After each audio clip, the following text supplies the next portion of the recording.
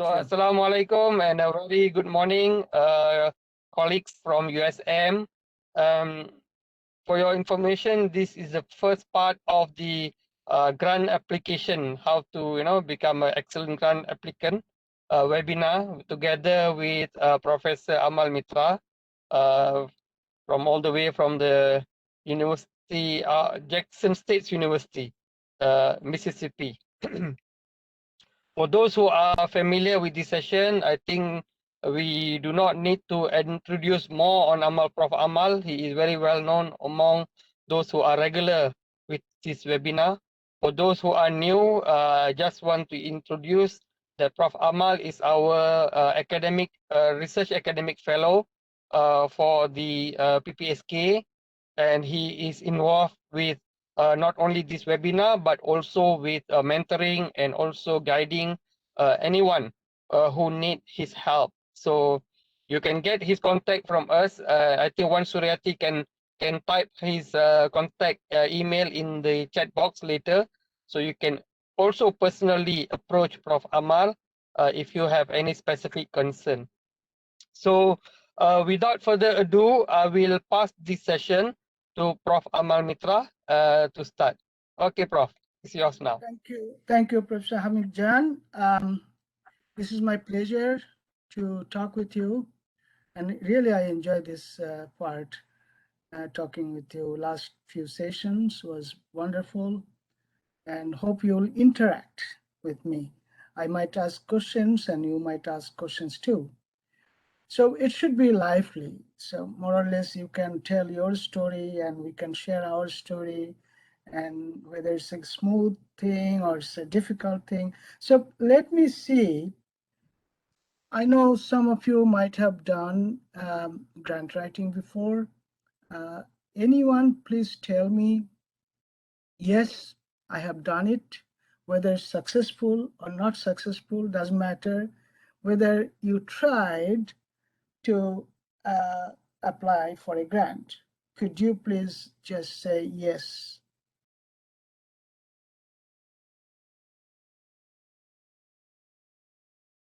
Yes, I see. I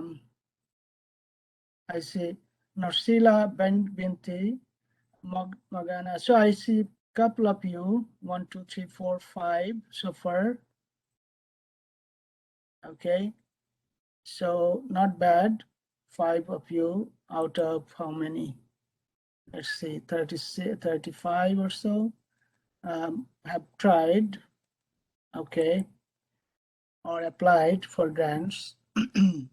Now my question is, how many of you were successful in getting the grant? Just say yes, that would be okay. Just say yes. That's right, yes. 2.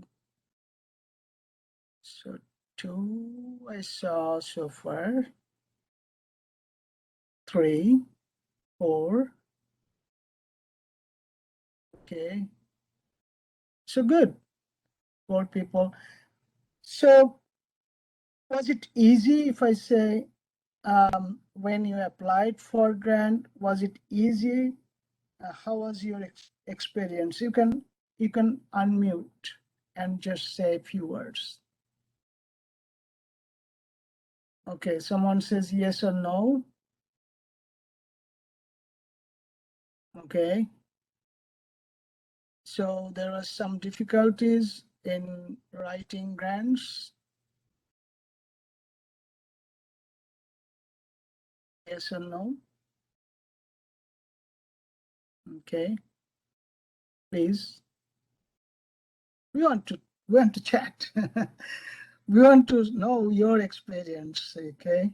Please say, was it smooth or it was difficult? Just say difficult, yes or no.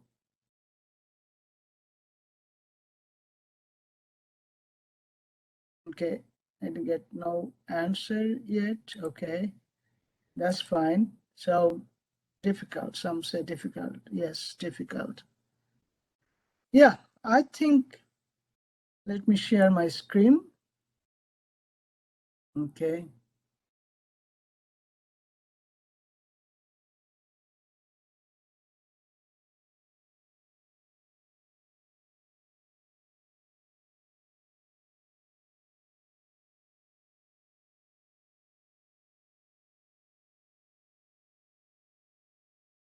Okay. You see the full screen now? Hope you get it. So our topic is today how to become a successful grant writer. Well, to be successful in grant writing for me, it took me a few years. So it is not really an easy journey. This particular lesson or lecture is designed to equip you with the tools and knowledge necessary to write an effective grant proposal. So writing is a process that often involves many revisions, rewrite, and adjustment before the final draft is ready. Writing an effective grant proposal is an art as well as a science. So there are many tips which are important, and I'll share many of my tips to you. It's the goal of this lesson to teach you how to write an effective grant that is likely to receive funding. Okay, so getting money is the ultimate goal, of course. However, successful grant writing starts with innovative, forward-thinking ideas that funding agencies are excited to invest in. Why they will invest if it is not something new, not innovative? So that is the most attractive part of your grant. You will try to make something novel, innovative. One of the things that I suggest, whatever funding agency is, you must follow the research announcement guidelines. I'll come to this point with some examples. So where do you get the guidelines? And these guidelines are narrated for each program solicitation. I will advise to go to grants.gov. Please do that. Make an account. Please go to grant.gov for US grants or big grants or your local funding agency guidelines. I'm sure, and I've seen your university page where you have local funding guidelines. Each announcement has a unique identifier number. For example, this is NSF, National Science Foundation, 21579. That's a number for the grant. And the grant name is Improving Undergraduate STEM Education, Science, Technology, Engineering, and Math Education. And that's the project that I applied for. So if I take you to the website, you'll see this, like I bring that website here. This is the website. So when you click that link, you'll find this. And the title of this solicitation or announcement is Improving Undergraduate STEM Education. And that is the link of the NSF who is funding that. So what things you need to see in this kind of announcement, any announcement, must see the name. And this is actually your whole Bible, I should say. You must follow this thing in total. Okay. So then I look for summary of program requirement. What is the title? Synopsis of program. I can make it bigger, okay? So you can see here. And then, so you can get many information from this background information in writing your project, okay? Then comes a section. It's not the same for all the announcements. For particularly this announcement is it has 2 tracks, and it tells you how much funding, when is the deadline. So that deadline is important, how much funding is important, what level you want to apply for. This one, you see, I'll be applying next, January 19, 2022. And this is, actually I'm going this one. So January 19, this one is capacity building, 150,000 to 300,000 up to 2 years. And this one is level 3. In fact, this is the one I'm looking for, 600,000 to 2 million for 5 years. So you have to target which one you want to do. Then there are program officers. I'll refer this again in my lecture. Program officer, very important. And you are encouraged to talk with them, write to them. You just pick one of them and write about whatever questions you have about the project, about the claim. All right. So you'll see more details how to prepare the project, how to prepare the grant. Sometimes letter of intent is not required. In this case, is not required, but many cases you have to submit a letter of intent before you submit the actual grant, and there will be a deadline for that. So these are the information. You will see when is the due date and when it starts, all these details. This is very important section, table of contents.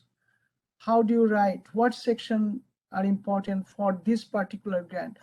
They do not follow the same pattern. So each application may be different, but many of them are similar, but not exactly the same. So in this case, you have introduction, program description, award information, eligibility, etc., etc. Okay, so you have detail of all these things in the announcement. So my suggestion, please read the detail of the announcement. Okay. Then I'm trying to go to some other sections about eligibility, who can apply, who may be the PI, all this information are there. Then instructions, then how to do budget, all these things, due dates, how do you submit it, okay? So in short, all details are there, okay? Back to my lecture again. So this is an example. So do I need to browse the website frequently for the grant announcements? That's always a question. How frequent you should browse the website? Well, you can make it easy for you. You set up an account. In the account, you can mention some of the keywords, the area of your interest. If it is nutrition, mention something there. And what are the funding agencies that you are particularly interested in? You can also mention them. So with all of them, you can make a profile. And you can also mention how frequent you want to get the information by email. Like I get almost every day some information. Okay. So how to start writing a grant proposal? There are two ways. One could be investigator-initiated projects. The other that I mentioned, using the funding opportunity announcement. The funding agency announce it. Okay, so there are two ways. You can develop your own project, but that is a little bit difficult to get funded. Once you have some kind of announcement, it is better to use that format and the type of study, type of research that they will be funding. So learn more and more about grant writing.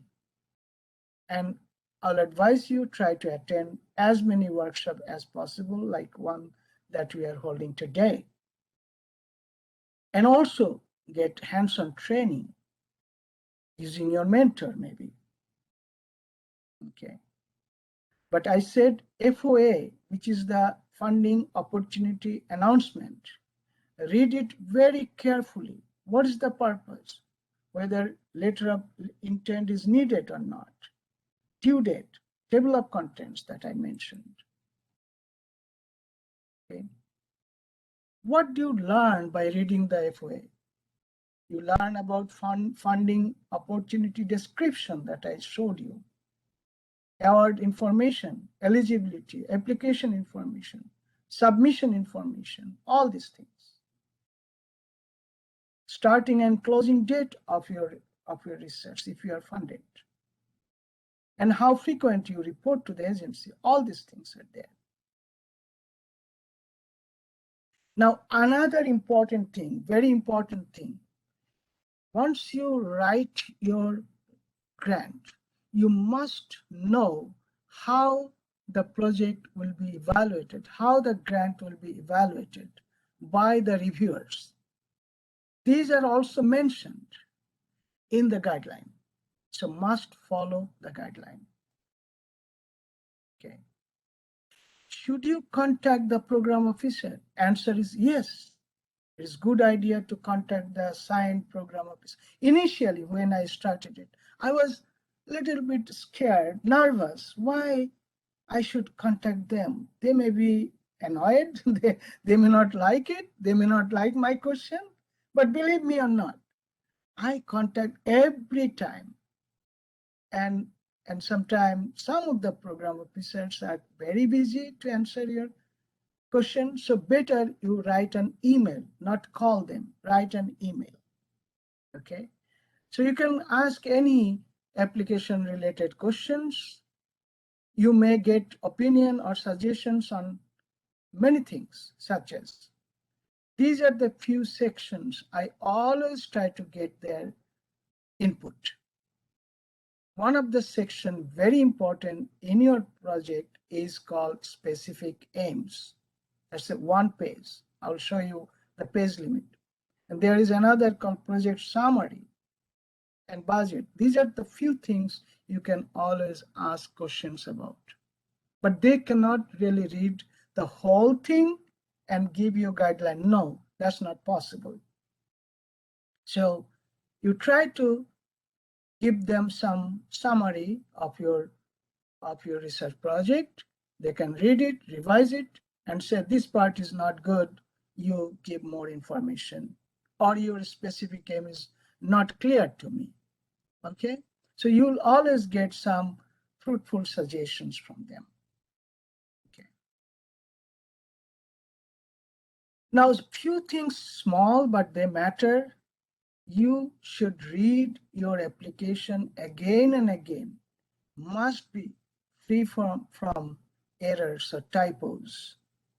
No typos, no errors are allowed.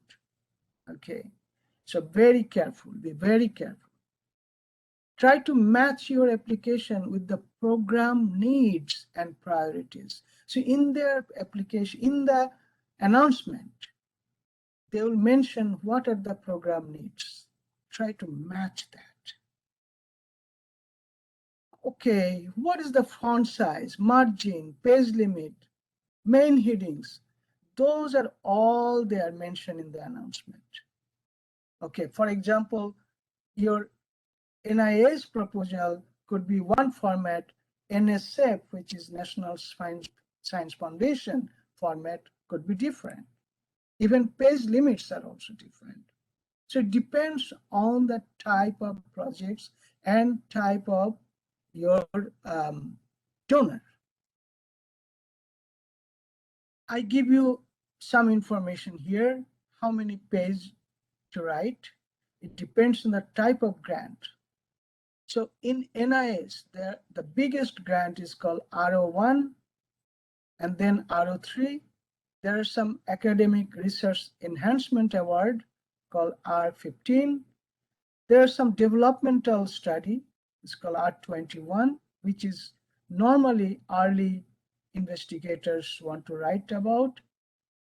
But a big grant, huge grant, several million, many years, is a specialized center. So if you are prepared when you are at the upper end of your research, you can make a center at your university. Okay, and that type of research is called P50. So all these page limits and everything depends on the type and the funding agency. Now here is an example. If you go there, you'll see this page limits.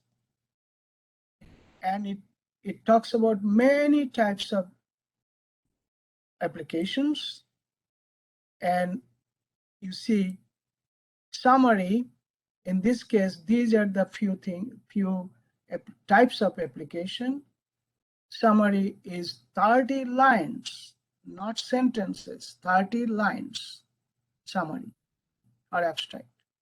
Project narrative, only 3 sentences, not 3 lines, 3 sentences, but not too big, complex sentences. Okay. So background, how many pages, aim, how many is 1 page only. Research strategy, which is the main part, is 6 pages for this type of application. But I tell you, and I give you another example, which is I go to R. Okay, see, this is one type of application. Again, summary is 30 line, narrative 3 sentences, introduction this, specific aim 1 page, usually specific aim 1 page. And program plan is 25. So you see the names are also different. Section name are also different. Okay. Then this is the biggest one, R. This is the main one in NIH, RO1. Again, 30 line for abstract, narrative 3 sentences, these are same, but you see research strategy is 12 pages here, 12 pages, okay? So if you go for NIH, this is the page limit. If you go for NSF, National Science Foundation, which is another very big donor. Why I'm talking about big donors? Why not small donors, small funding? Because I believe that if you know the best, you can always look for the best and shoot for the best. Okay, but small ones are always a little bit easier. So I'm talking today about the big ones, and hopefully I'll go another session with specific grant writing, specific type of grant writing. BioSketch, you see, BioSketch, they have a format. You must follow the format, and it has 5-page limit. BioSketch of the major applicants, your first author, second author, those things. Okay. Okay, so this is about the page limit. If I go to my, okay, so one-stop service. How do you know about everything in one place? For each donor or funding agency, the rules and guidelines are mentioned in the website, but they are not the same. You must try to attend as many workshops as possible. I'm still attending some workshops almost every year because some of the rules changes. Now here are some list of donors that are good for countries like you. These donors, you can also apply. World Health Organization. Actually, that was my first ever grant that I received. It was World Health Organization. Okay, so these are the things you can apply. All this is the, sorry. So this is a list of agencies that you can apply, try these things, and then once you are familiar with writing grants, then you shoot for the big ones like NIH, NSF, etc. Okay, so you are eligible for all this type of donors that I mentioned here.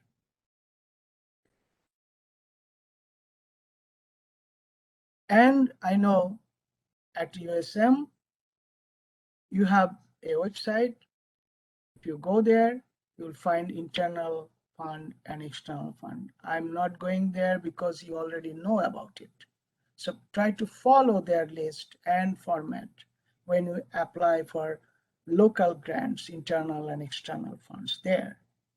But my major focus is the big grants that I can do for you. NIS Research Fund for Developing Countries. Can you collaborate with an US institution and get funded by the NIS? Answer is yes, and I give you here a few examples. Okay, I don't know your area of focus, but a couple of them are nutrition related. One of them is on mental health, because I saw in my previous communication with one of the faculty or researcher, her area is mental health. So I listed these things just as an example. So you can see this is the opportunity number, and I got it only a few days ago. Okay, so these are some of them. I think all of them are still, deadline is there. You can apply. I mean, this is the deadline. I don't know you can be prepared by this time or not.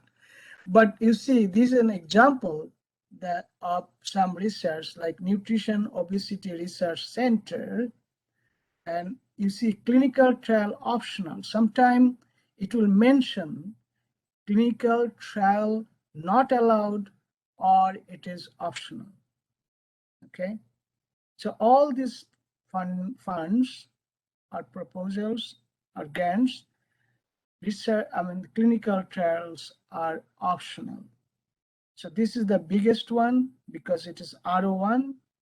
This is R21, which is early investigators. This is also for early investigator, but this is a big grant.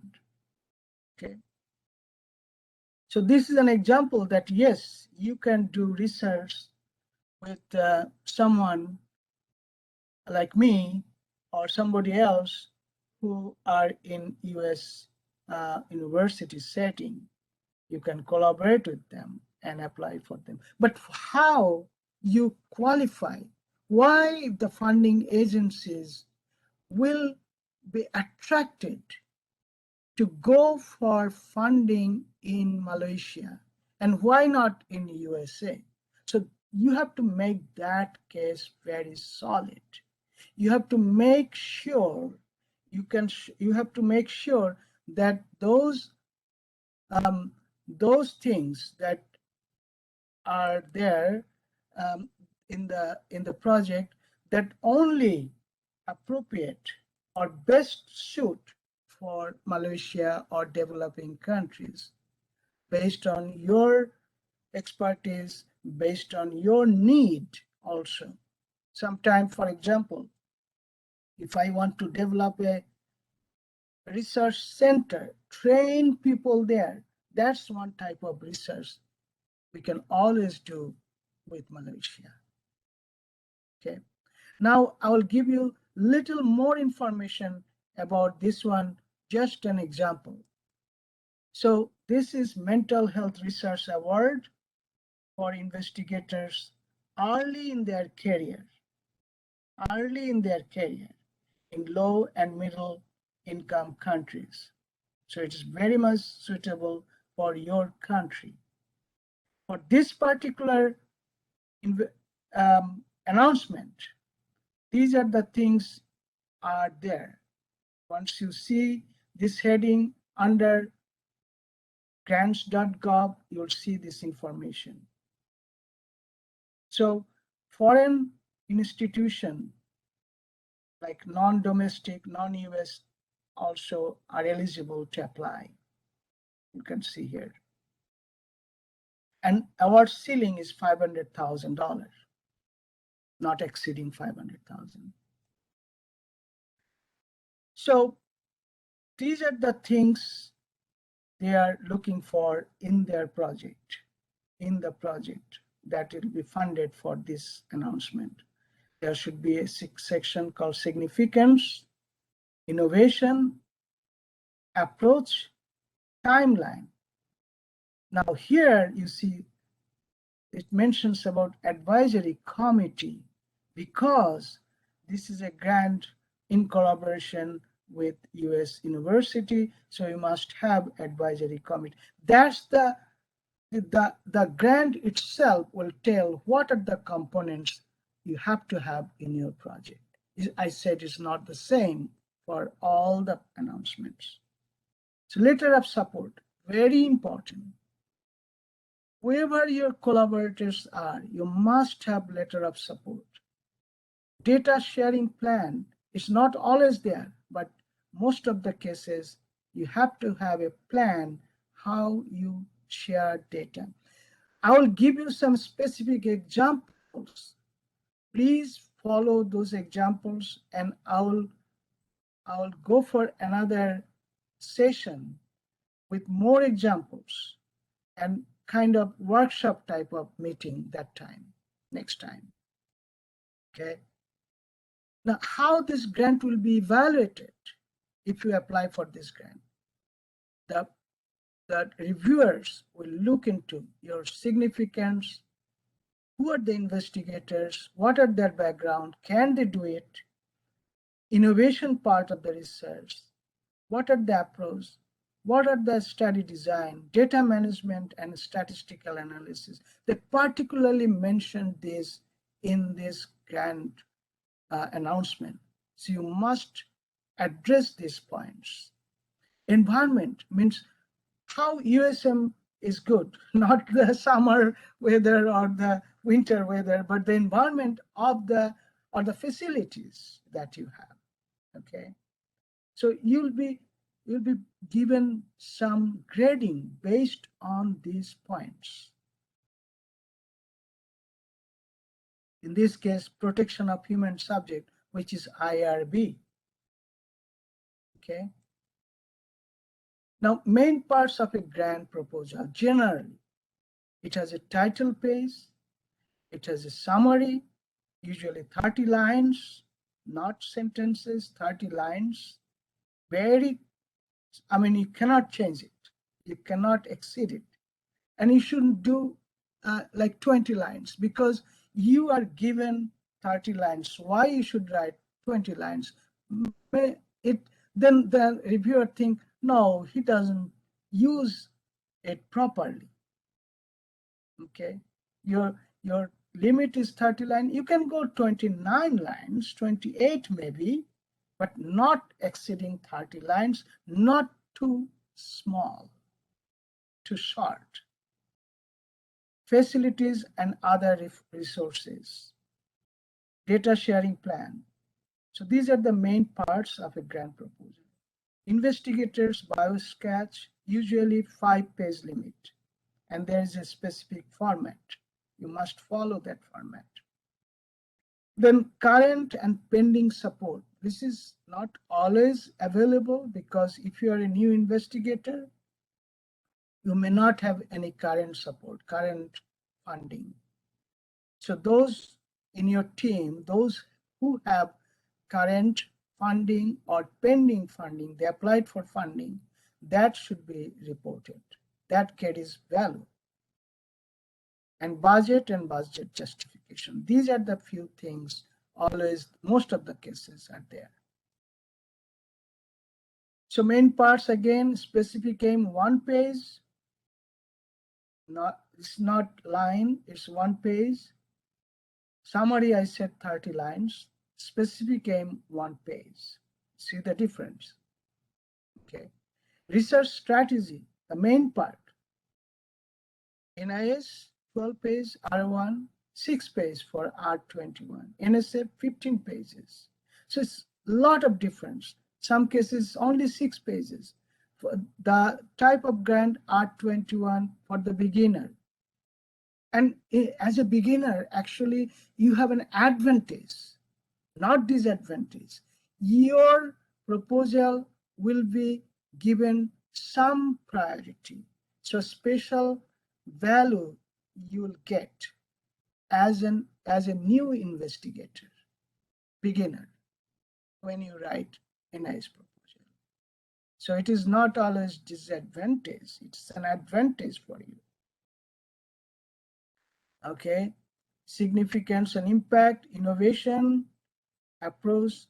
These are so in approach, I normally use a conceptual framework. It's better you can do that. I'll give an example here. This is part of my proposal on sleep study, and I'll be submitting this again next year. So this is a format. This is a conceptual framework where these 3 things are the major players for depression, and this is called obstructive sleep apnea. That's the main study, how it affects the health outcome and what are the health outcomes.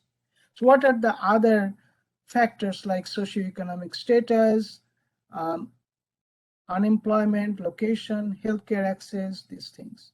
So this you can make your own just to show a pathway or mechanism how obstructive sleep apnea affects health outcome. So what are the mechanisms? I try to focus on 3 major mechanisms, okay?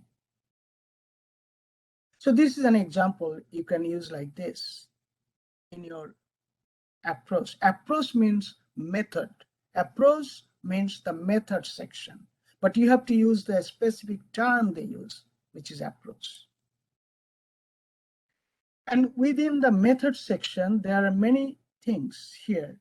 What I do and what NIS wants to see, if you have 2 specific aims or 3 specific aims, for each of them, you have to have a rationale why you are doing this study. What is the hypothesis? Feasibility. Can you really do it based on your center or your population? Then the major part is approach. Then again, you'll go with all these sections like population, sample, sampling method, data collection instrument, laboratory measurements, if there's any, if there is any follow-up, monitoring, how do you do sample size, Sometime you can show power analysis, statistical methods and data analysis, expected outcome. The last one, very important, potential pitfalls. What are the problems you anticipate in your study? And what are the alternative strategies? You see, this is so important.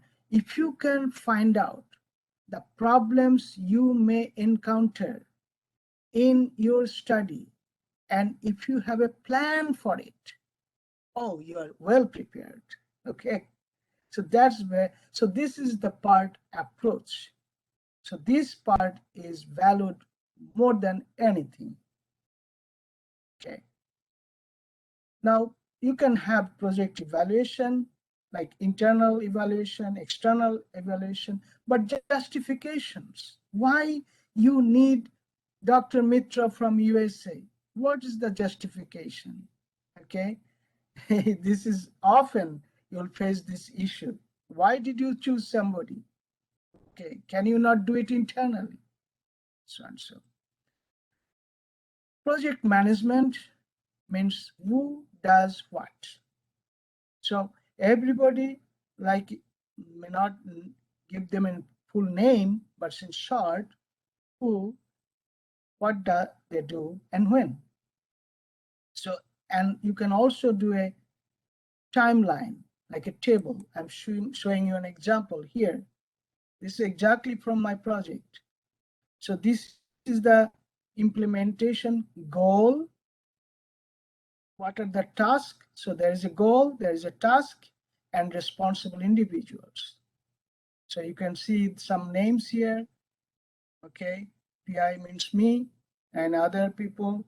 So you can mention who will do what. GS is graduate assistant. And then you can have a grid line. I like this kind of grid line. What are the major activities and when it will be done? Year 1, year 2, year 3. If it is a 3-year project or 5-year project, you must show graphically how you do, what you will do, when you will do. Okay. Don't forget reporting to the funding agency, publication, conference, like this. Okay, data entry analysis, all these major things should be there. Okay, good. So I'm not going through all this big detail, but you can have this, like this is an example of summary, and you can see it's a 1-page summary. You can see it, and then this is the previous one is the NIH format, and the next one is NSF format. They are different. Their heading is also different. Okay. So NSF format for summary is little bigger than NIH format. Here NSF wants intellectual merit and broader impact. How they differ? This took me long time to understand what is the difference between intellectual merit of the project and broader impact. Please read this, you will understand where is the difference. Main thing is intellectual merit is what is the science behind it, and broader impact is how it will affect the population. That's the main difference. So remember, your intellectual merit is the science, and broader impact, how it will impact the different group of population, short term, long term, etc. So now it's ready for question. Okay, and I go back, stop sharing, go back to you, please.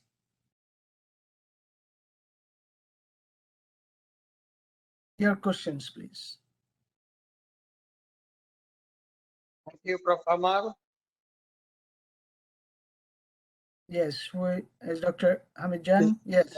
Dr. Hamid Jan. Yes, I'm opening the session for question and answer now. Please, you can ask question now. Thank you. I like questions, please.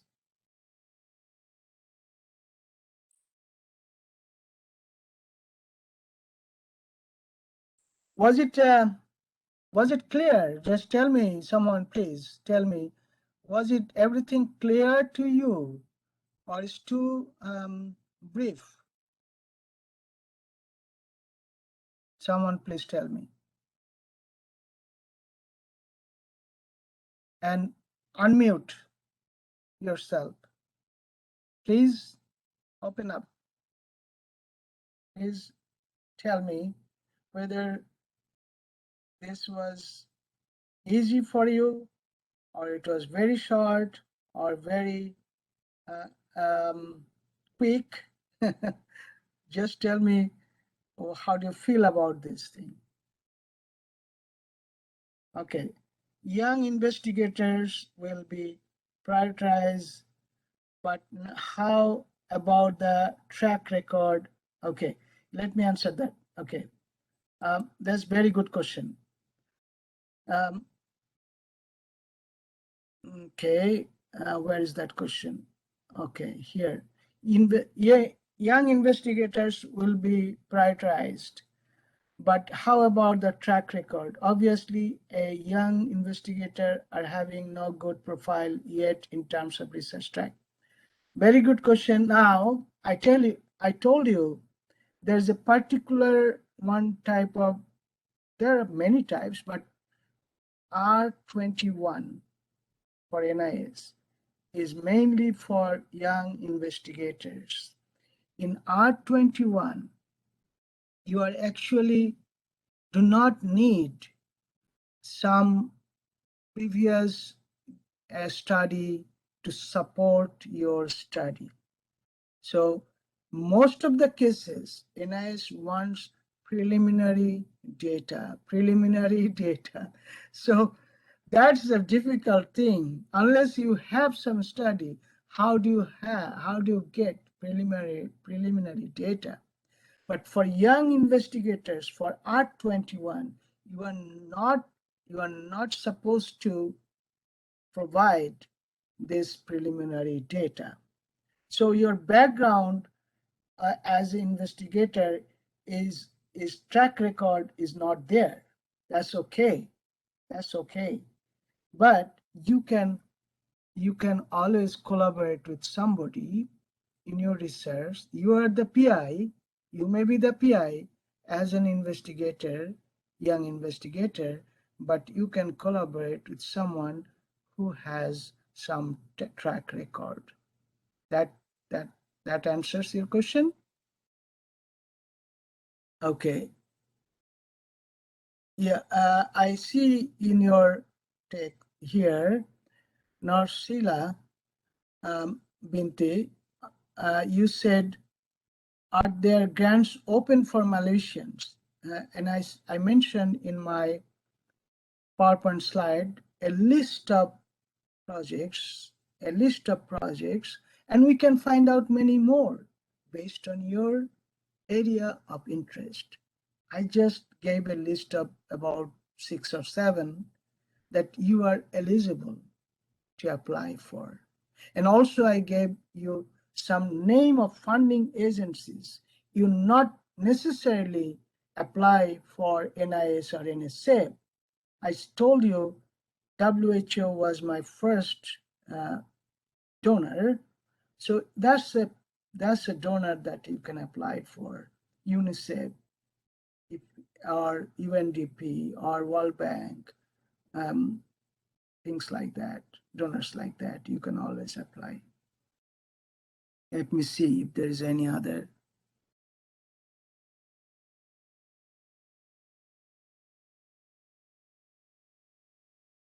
Okay.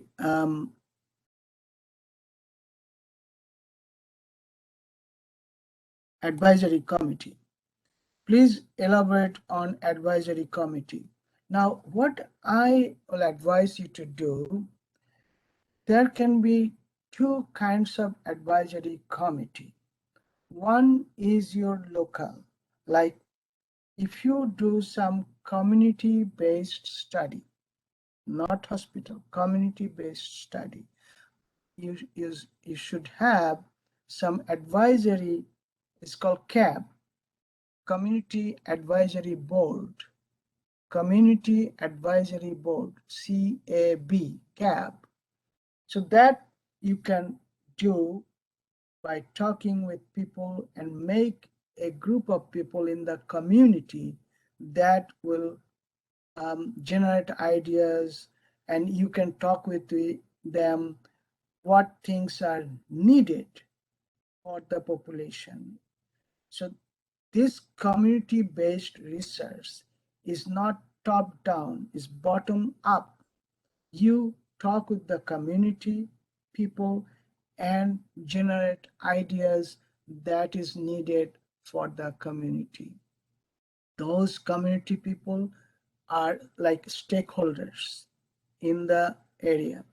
You select some stakeholders, meet them frequently. You should mention that in the project, how frequent you'll meet, how often you meet, usually at least 2 times a year, at least 2 times a year, meet them.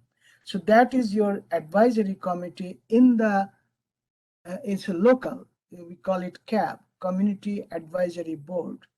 Then there could be some external advisory board, like if I collaborate with you, that can be another group of people who will collaborate from external, so other countries.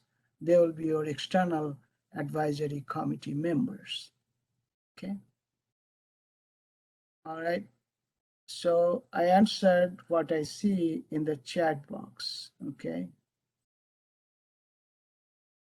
Any other questions, please? We have time.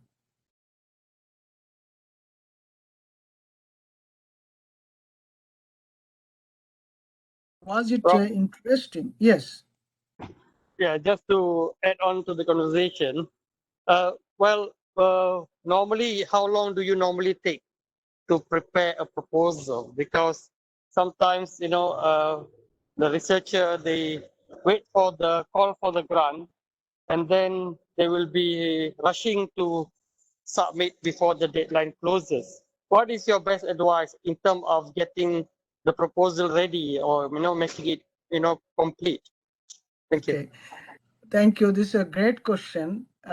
When, you know, our approval process, internal approval process also takes time, right? Once you write your grant, it goes from your hand to your chair, and then dean, then your research and research, what that your center called.